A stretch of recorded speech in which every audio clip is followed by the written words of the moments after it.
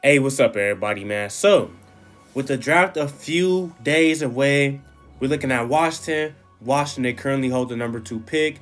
And it's time to talk about, because we already know they picking quarterback. You feel me? It's no ifs, ands, or buts about it. They picking a quarterback. But it's time to talk about how much pressure is really on Washington to pick the right guy. Because there really is a lot of pressure on them to pick the right guy. And nobody's talking about it. And it's a lot of pressure for a few reasons. But really, overall, they're trying to make a total rebrand and move on from the past and move forward from a front office standpoint as well as a performance standpoint as a team on the field.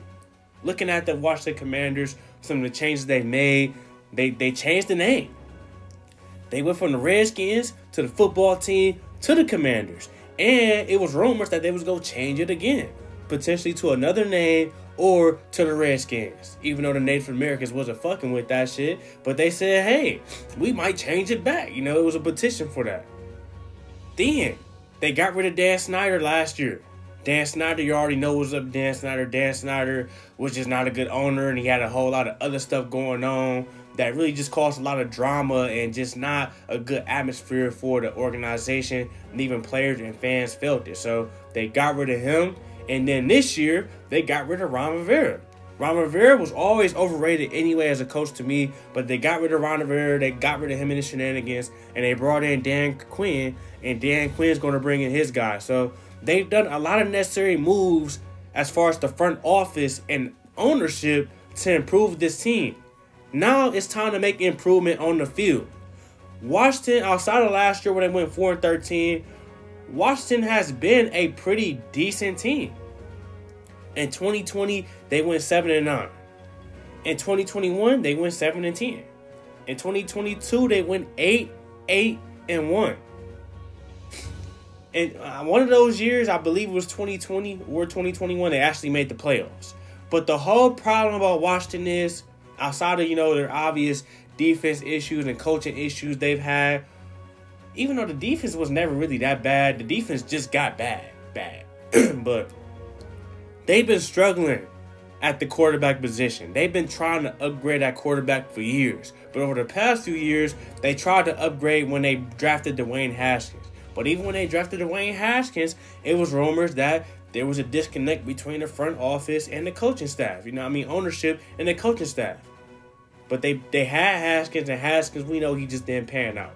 And in the process of him not panning out, they was turning the guys like Alex Smith on one leg, Kyle Allen. Then they finally turned to Taylor Heineke. And Heineke, he had his playoff debut. He was doing good in the playoffs, and he won the starting job the next year. But we know Taylor Heineke was not about to be anybody long term. They got rid of him, or should I say they kept him around, and they brought in Carson Wentz. Carson Wentz came in, trash.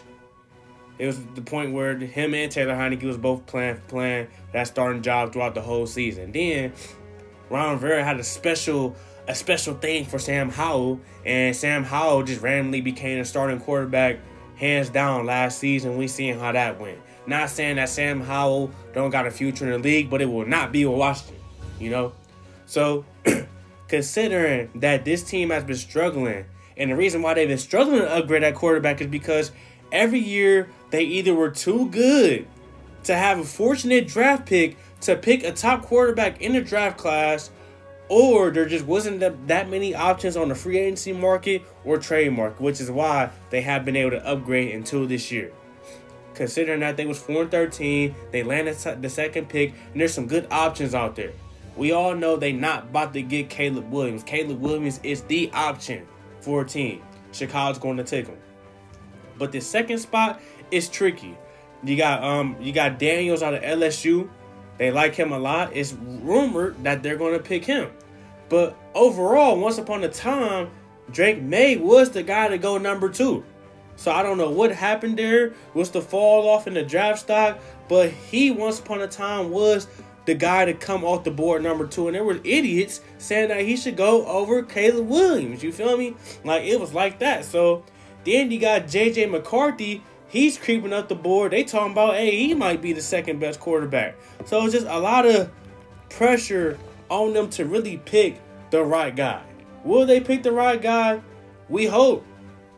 They need to pick the right guy, because if they don't pick the right guy, guess what? They're going to be in the same situation where they either underperforming or they're just in the middle of the pack and they can't afford that. And this team can't go through another phase of drafting a bad quarterback. He has a bad or iffy first season, then they give him a second year and he don't perform the second year, and then they got a debate on if they go pick somebody the third year or keep him again. You know, that could potentially, this pick can set them back 2 to 3 more years towards where they need to be. They can't afford it. Washington right now, they're in a great spot to bring in a young quarterback, because guess what? You got Terry McLaurin at wide receiver 1.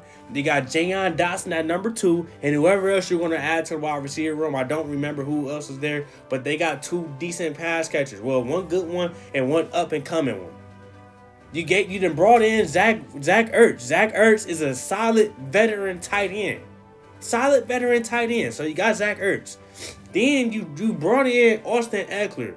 Austin Eckler, I understand he had a down year last year with the Chargers, but Austin Eckler, we know, is one of the top, or shall I say one of the best multi-purpose backs in the league. And this is a great option for a young quarterback, because not only can Austin Eckler run the rock, but Austin Eckler really excels at really just catching the ball out the backfield. And this is somebody, when your young quarterback is in trouble, he can just dump it off to the flats and Austin Eckler could pick up 30 yards. Or he can score that. He can score. You feel me? Like, that's a great running back to have. Then they got Brian Robinson behind him for the 1-2 punch. They have a solid foundation at offense. I don't know exactly how the O-line's looking, but they have a solid foundation for a young quarterback to come in, and they can only get better from there, man. So hopefully Washington doesn't mess this up. Washington needs to pick the right guy. I can't even tell you who I think they should take. But you tell me, who should Washington take? And who should they for sure not take? Let me know what y'all think in the comment section. Like, comment, subscribe. And I got more content coming soon.